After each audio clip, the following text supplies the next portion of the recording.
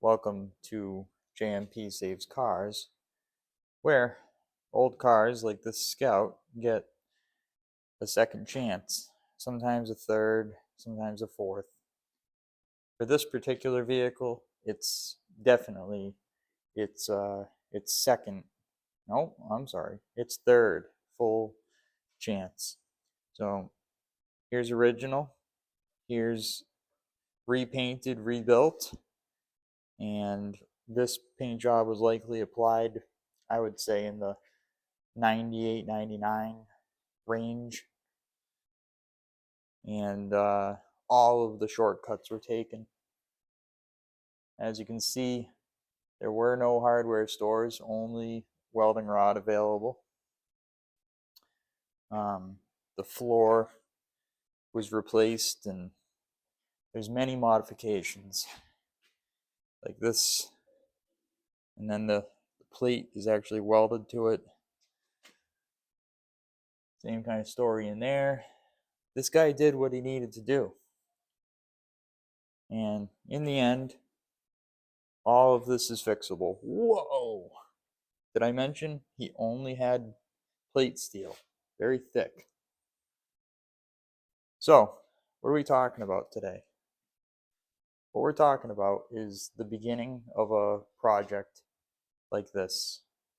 Now, I've been doing this for many years, and I've attacked projects in various ways, and there's little cheat codes that you can apply to restoring, rebuilding old vehicles, and it can greatly improve efficiency.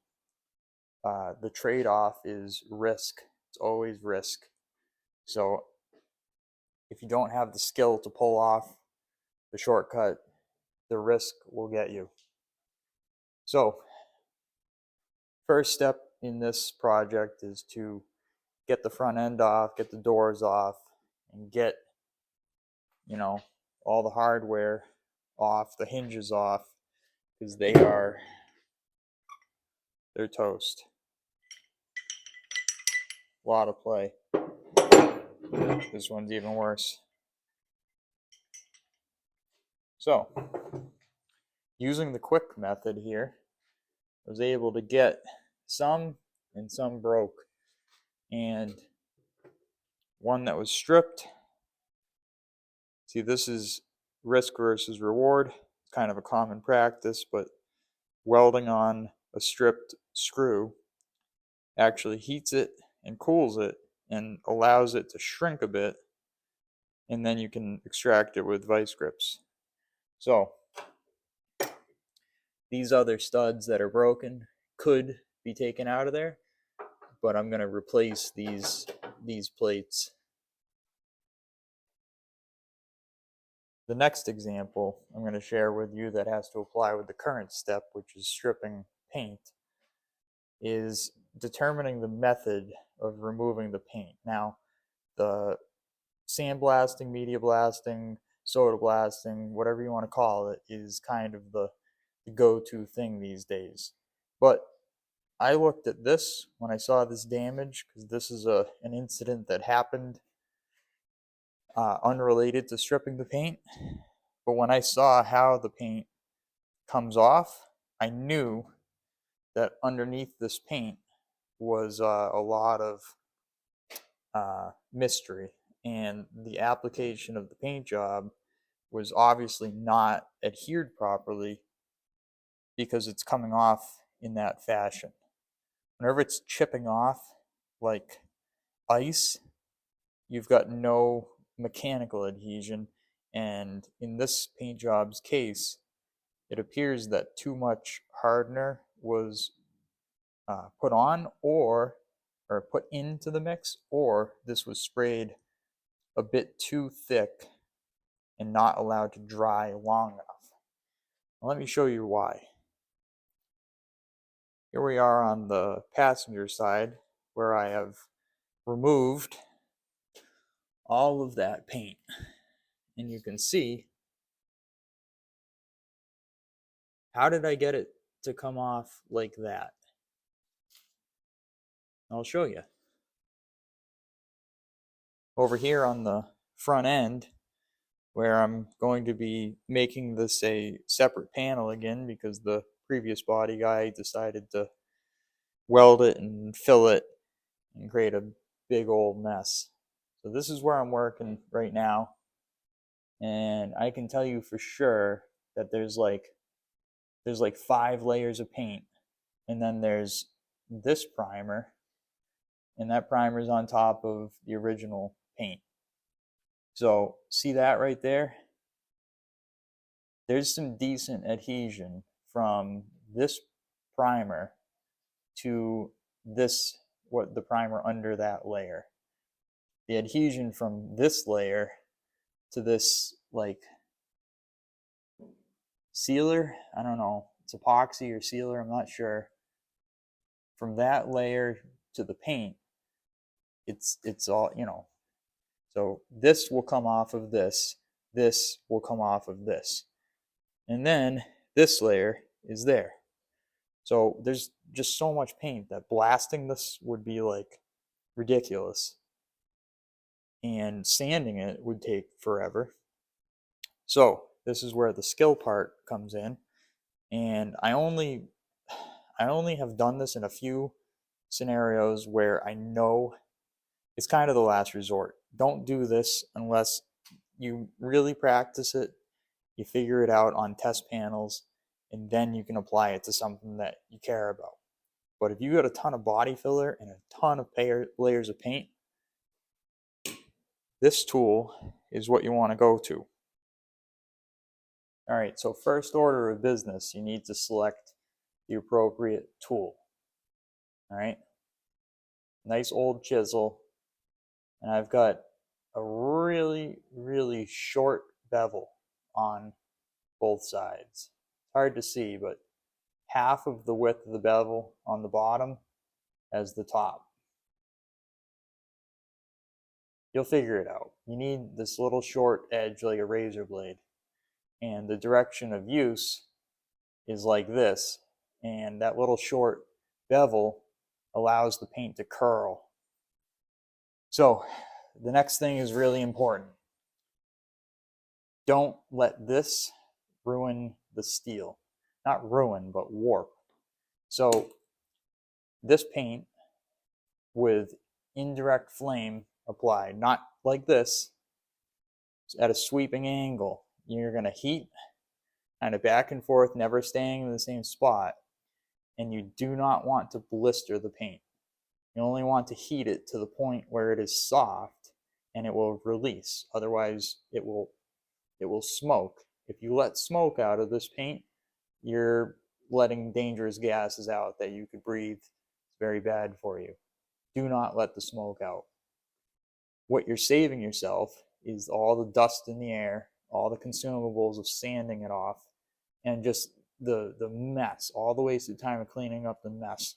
Because this pile of shavings is a lot easier to deal with. A word of caution on the shavings. Do not light the pile of shavings on fire. They like to burn well. Now, remember I said something about trapped solvents. So what I can show you right now is an example of that. And when I start doing this, I'm going to overheat just a little bit of an area here, and I'm going to show you. I'm not going to do that. It's a waste of time. Just believe me, when you heat this up enough, the solvents that are still in here that got trapped will come out, and it'll be like little jets of fire. It'll start burning. It's all in there. It's like 20 years ago. All that stuff is still in there. You start sanding this, you can smell it. So it's very important to space out your dry times on things, and don't trap stuff in there. Make sure that your layers of paint have fully dried before you go over them. All right, I'm going to get going here, and I'm going to start here, and I'm going to work this area, and I'm going to try and show you what I'm doing as I'm doing it, which is never easy.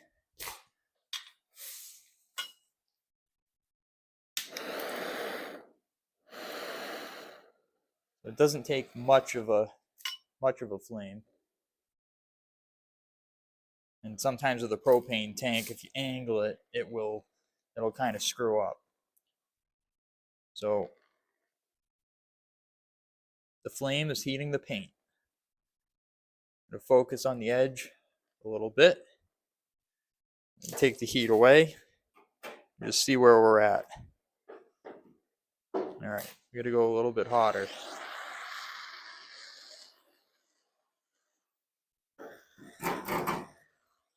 So once it's hot enough, a little bit of heat in the panel, it'll go from chipping to peeling.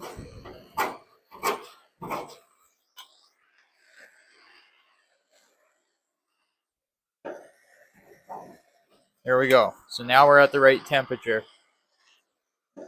And we'll just keep working across, same amount of heat.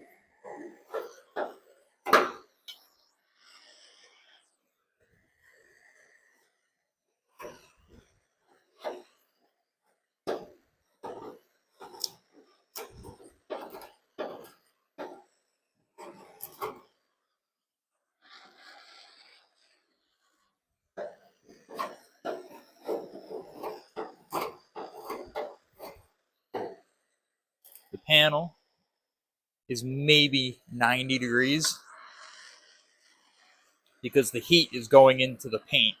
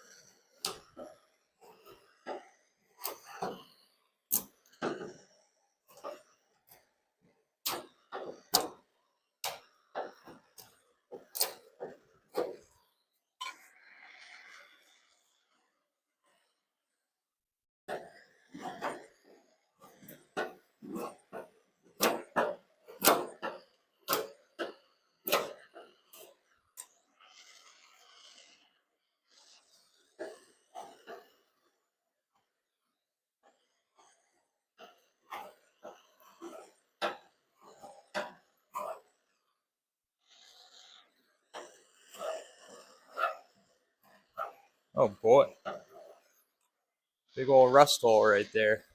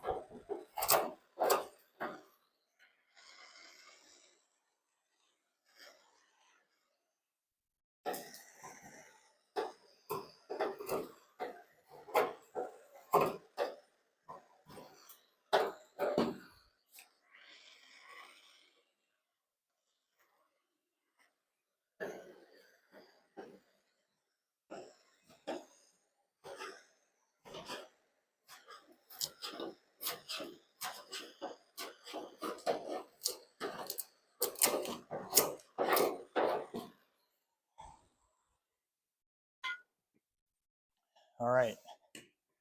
So that right there might be, 110, 120. But as you were watching, you put the heat into the paint and it takes time for the heat to actually get to the metal. And that's when you get it off of the metal, it's already on the ground. And then when it cools back down, it's hard again. Science. All right, I'm going to try and work quickly on this panel. And I'm actually going to monitor the temperature. So we have 50 degrees there. And where I just worked a minute or two ago, we're down to 59. So let's see, just get some information here. We know there's a ton of filler right here, so I'm not afraid of messing it up.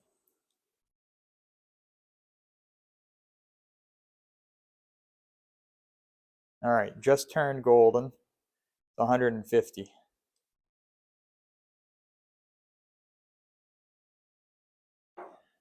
All right, let's actually make it bubble. 180 surface temp. And then when I go all out here, look, 53, 124.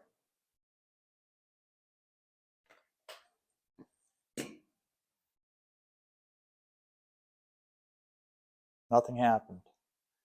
But these bubbles remain. So like I said, it's not really getting it that hot. It's a matter of getting it hot enough. So for efficiency, what I find easiest is to go from one point across. I'm going to start warming up a strip here. Focus some heat energy in here.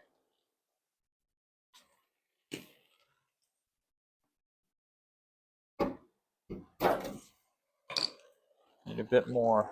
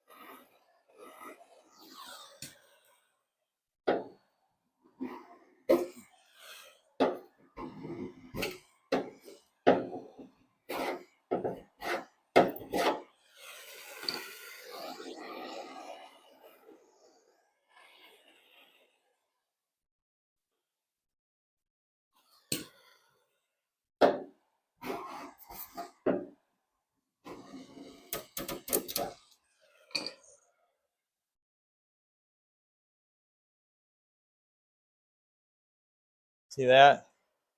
160, 90. It's only on the surface though. That's what I'm trying to illustrate. It's interesting. So if I heat with a kind of glancing flame and heat up this whole area, and now once I've got it started, I can get under that edge.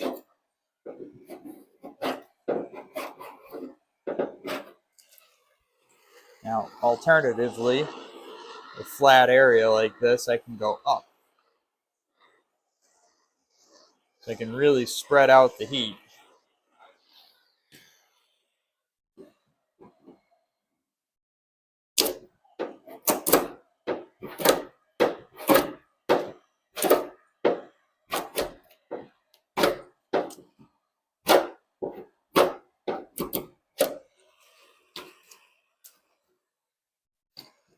Having a real sharp chisel does make a big difference.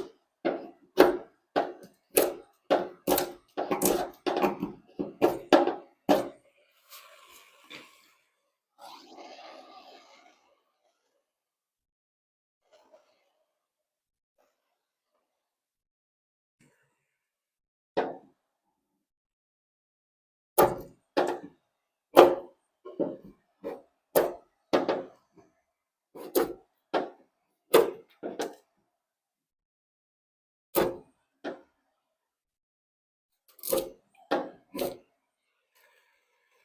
like 5 layers of paint.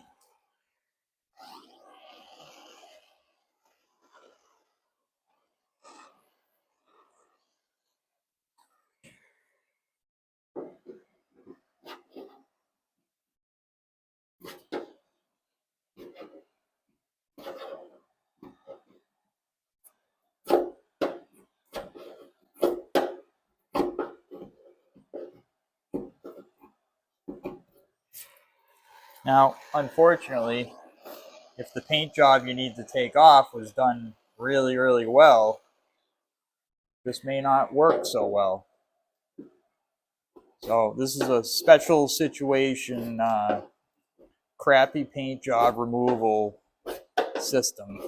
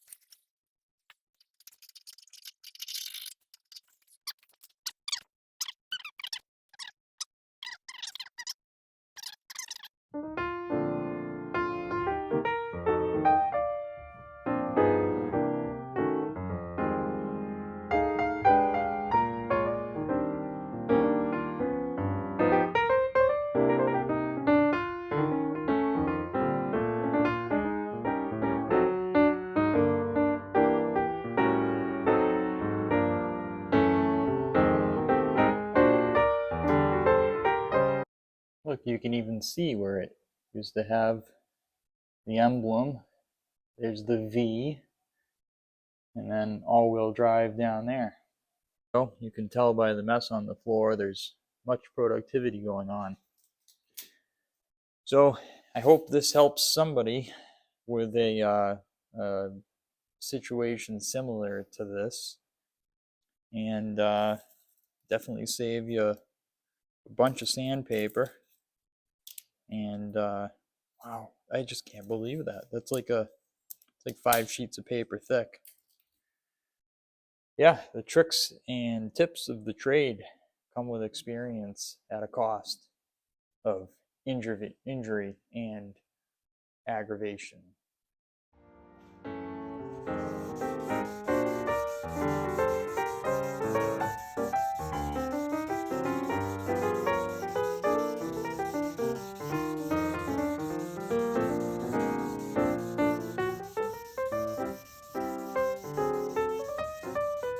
I just got this section all cleared off, and just for the heck of it, I'm going to try and polish it. So I wet sanded it with 2000, and I'm going to just give it a whack with the wool pad, and let's see what the original paint looked like on this thing.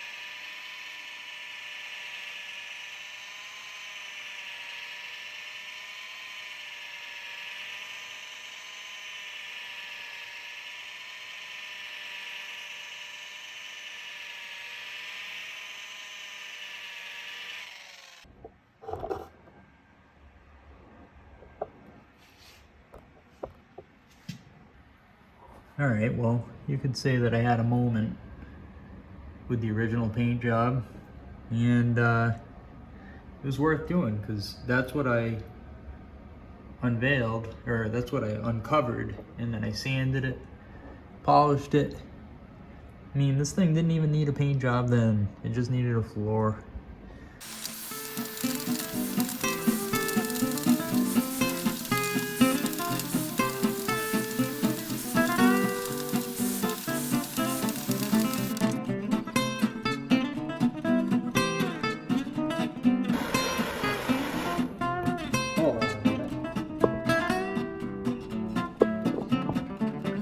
I kind of made the noone.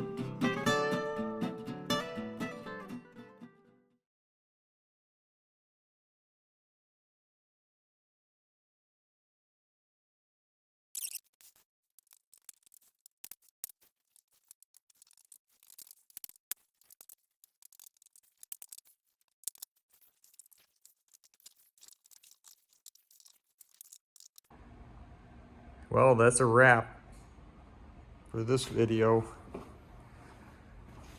Saved a ton of time and money by switching to a blowtorch.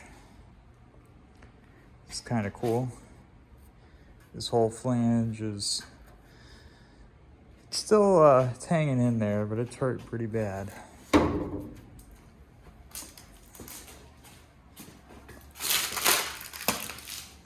That noise. Ooh, blue. Where did blue come from?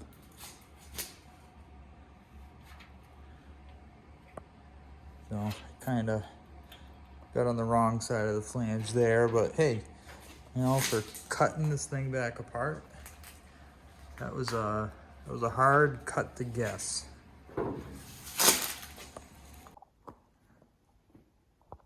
All right, let's just have a look at it. See what we're in for here. So, questionable, questionable, questionable, suspect. All right, we're gonna flip this over. All right, that's what I expected. Oh boy. Is that like a cave growth? Oh.